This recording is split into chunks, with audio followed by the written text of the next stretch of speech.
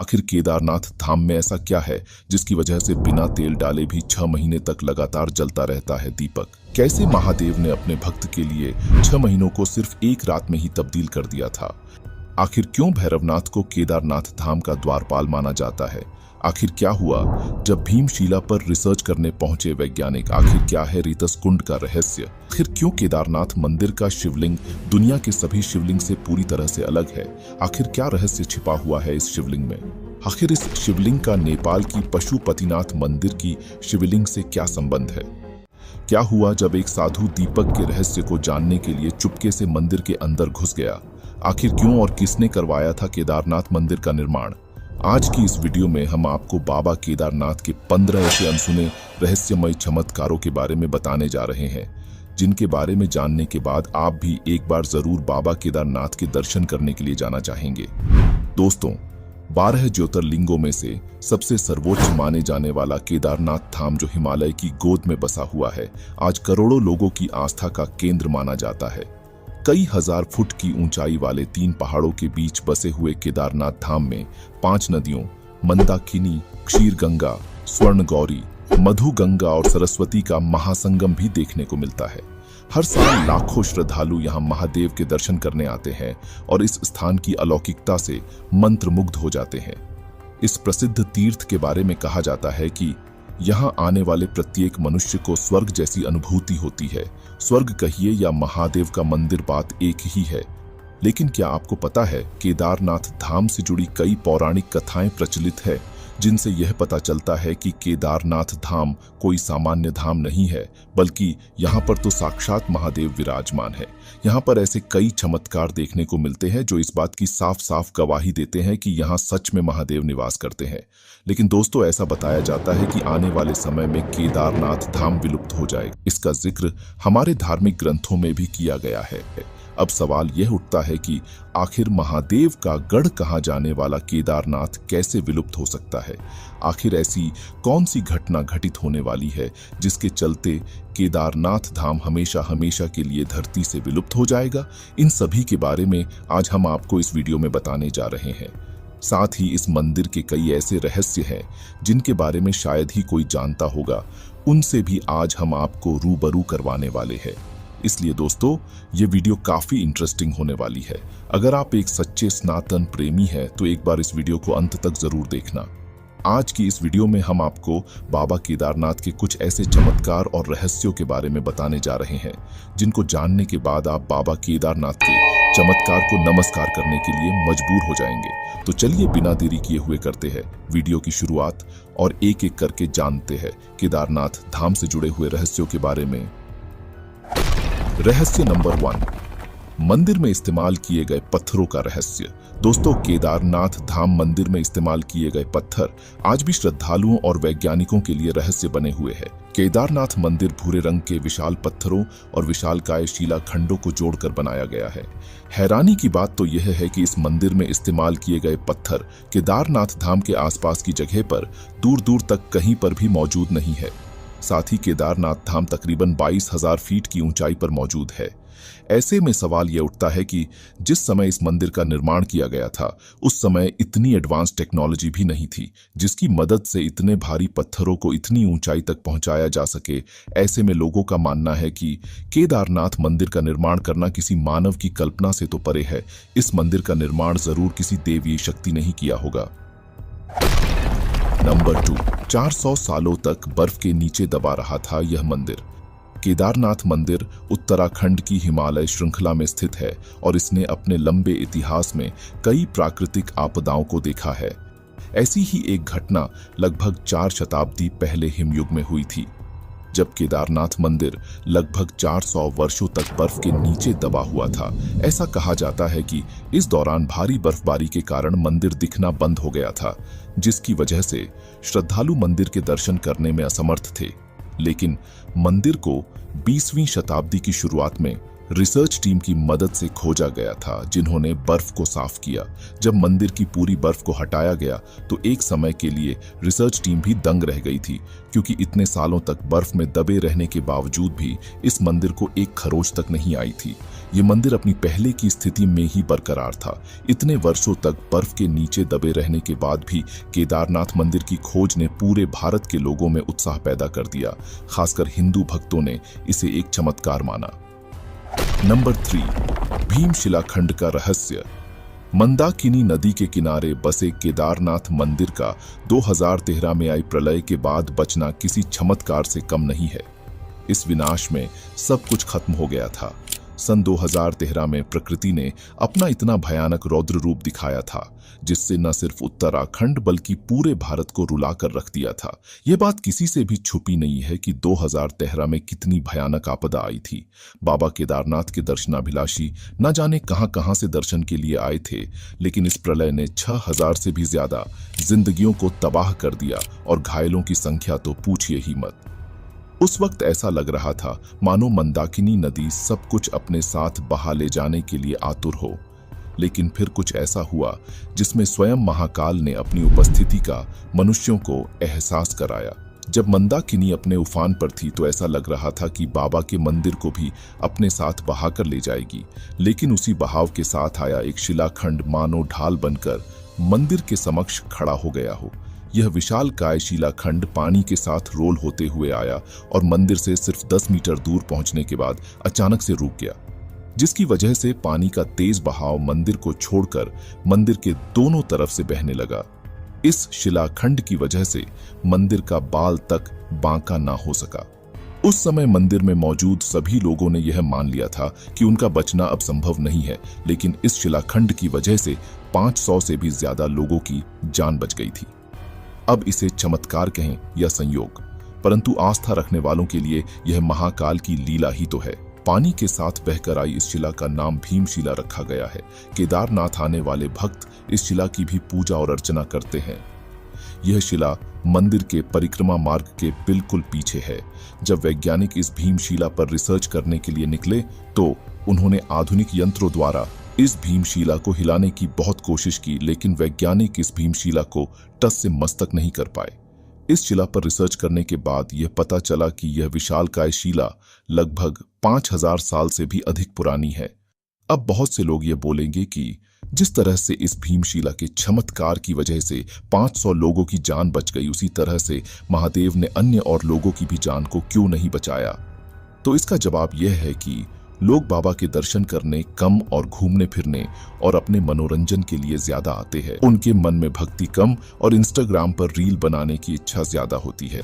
ये बात किसी से छिपी नहीं है कि केदारनाथ एक धार्मिक स्थल है, ना कि टूरिस्ट प्लेस। आपने देखा होगा कि यहाँ पर कुछ लोग किस तरह से पैसे कमाने के लिए वीडियो बनाकर सोशल मीडिया पर डालते हैं। यहाँ पर वह लोग भी अपनी झूठी भक्ति दिखाने के लिए आते हैं जो दिन रात सोशल मीडिया पर मुर्गा और बकरे चबाते रहते हैं। नंबर 4, आने वाले समय में केदारनाथ के लुप्त होने का रहस्य। दोस्तों, करोड़ों लोगों की श्रद्धा से जुड़े हुए केदारनाथ धाम को लेकर एक बहुत ही बड़ी भविष्यवाणी की गई है, जिसके अनुसार आने वाले समय में केदारनाथ धाम हमेशा हमेशा के लिए इस पृथ्वी से गायब हो जाएगा। हमारे सनातन धर्म के ऐसे बहुत सारे ग्रंथ हैं जिसमें इस बात का जिक्र मिलता है कि जिस दिन नर या नारायण पर्वत आपस में मिल जाएंगे, उस दिन केदारनाथ धाम का शिवलिंग गायब हो जाएगा। इसके बाद एक बार फिर से केदारनाथ धाम में काफी तेज प्रलय आएगी और केदारनाथ धाम पूरा बर्फ में दब जाएगा। अब बहुत सारे लोगों का कहना है कि यह मंदिर पहले भी हिमयुग के समय 400 साल तक बर्फ के नीचे दबा हुआ रहा था, तब भी इसका कुछ नहीं हुआ, तो आगे भी कुछ नहीं होगा। अब ये तो वक्त ही बताएगा। लेकिन लोगों की आस्था का ये प्रमुख केंद्र बहुत ही अनोखी तकनीक के साथ बनाया गया है, जो आज भी सुरक्षित है। नंबर 5, उदक कुंड का रहस्य। केदारनाथ मंदिर के दक्षिण में स्थित उदक कुंड का अत्यधिक आध्यात्मिक महत्व माना जाता है। भक्तों का कहना है कि जो कोई भी उदक कुंड का पवित्र जल पिएगा, वह हमेशा के लिए जन्म और मृत्यु के चक्र से मुक्त हो जाएगा। माना जाता है कि इस जल में शुद्धिकरण की क्षमता होती है। शिव पुराण के केदार खंड के अनुसार उदक कुंड का जल 5 महासागरों का मिश्रण है। दोस्तों, आपकी जानकारी के लिए बता दें कि 2013 से पहले केदारनाथ धाम में 5 कुंड हुआ करते थे। लेकिन 2013 के बाद 3 कुंड गायब हो गए हैं, केवल उदक कुंड और रेतस कुंड को छोड़कर। वैज्ञानिक आज भी बचे हुए 3 कुंडों को नहीं खोज पाए हैं। नंबर 6, रेतस कुंड का रहस्य। केदारनाथ मंदिर से करीब 500 मीटर की दूरी पर सरस्वती नदी के तट पर रेतस कुंड स्थित है। ये कुंड बड़ा ही रहस्यमयी है। ऐसा केदार खंड में लिखा गया है कि यहाँ ओम नमः शिवाय का जप करने पर पानी में से बुलबुले उठते हैं। वहीं ऐसा भी कहा जाता है कि इस कुंड के जल के पीने से मनुष्य शिवरूप हो जाता है। ये कुंड 2013 की प्रलय में लुप्त हो गया था, इसे हाल ही में खोजा गया है। ये कुंड बड़ा ही चमत्कारी है। इस कुंड के पास आकर ओम नमः शिवाय बोलने पर यह कुंड बुलबुले छोड़ता है। खास बात यह है कि यह कुंड सिर्फ ओम नमः शिवाय का जाप करने पर ही बुलबुले छोड़ता है। आप जरा यह वीडियो क्लिप देखिए।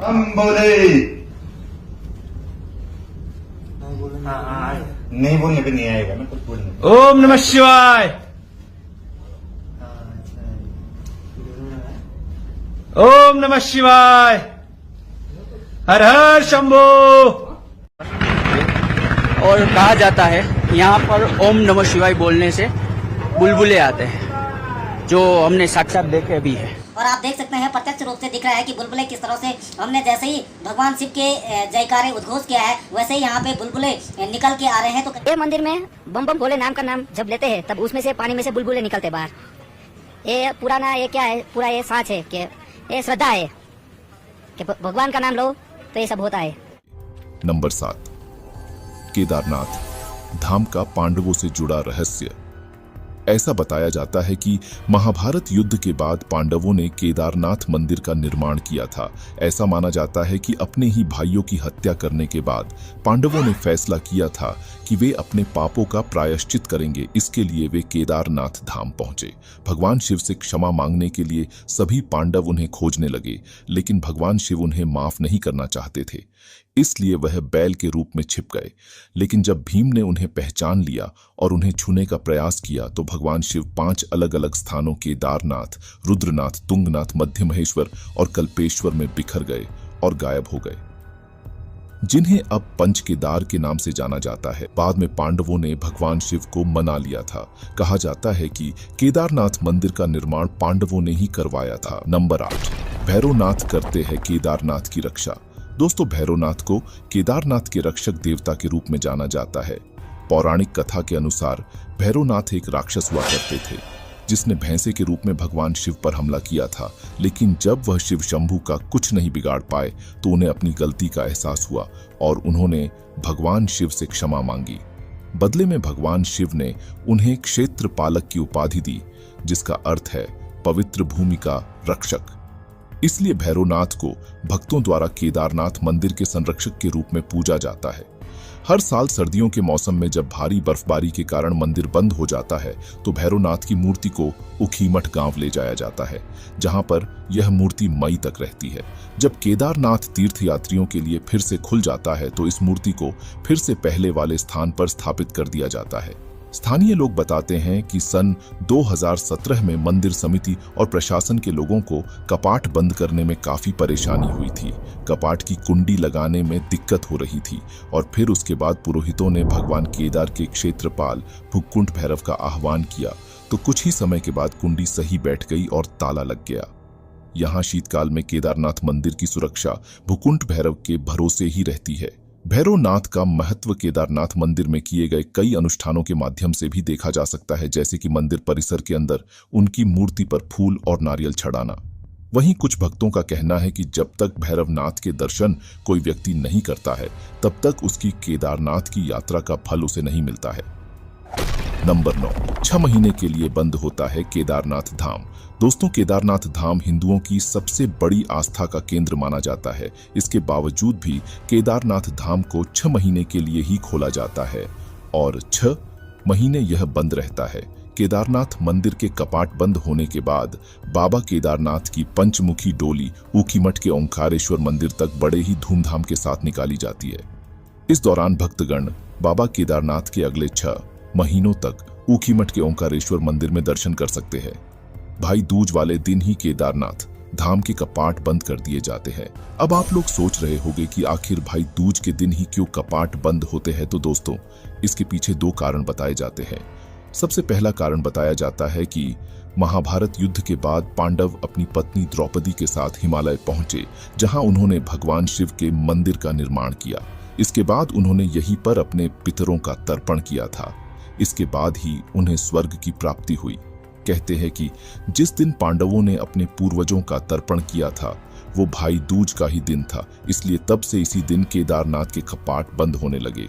वही इसके पीछे का दूसरा कारण ये बताया जाता है कि भाई दूज के दिन से ही शीतकाल का आरंभ होता है। इस दौरान हिमालय क्षेत्र में रहना बहुत मुश्किल होता है। ऐसे में भक्तों को किसी भी तरह की परेशानी ना हो, इसलिए जब तक शीतकाल रहता है तब तक मंदिर के कपाट बंद कर दिए जाते हैं। नंबर 10, जलते हुए दिए का रहस्य। जब केदारनाथ मंदिर के कपाट बंद किए जाते हैं, उससे पहले पुजारी विग्रह और दंडी को नीचे ले जाते हैं। इसके बाद मंदिर परिसर की सफाई करके वहां एक दीपक जला देते हैं। हैरानी की बात यह है कि मंदिर 6 महीने बंद रहने के बावजूद इसके दोबारा खोलने पर भी दिया वैसे ही जलता हुआ दिखाई देता है।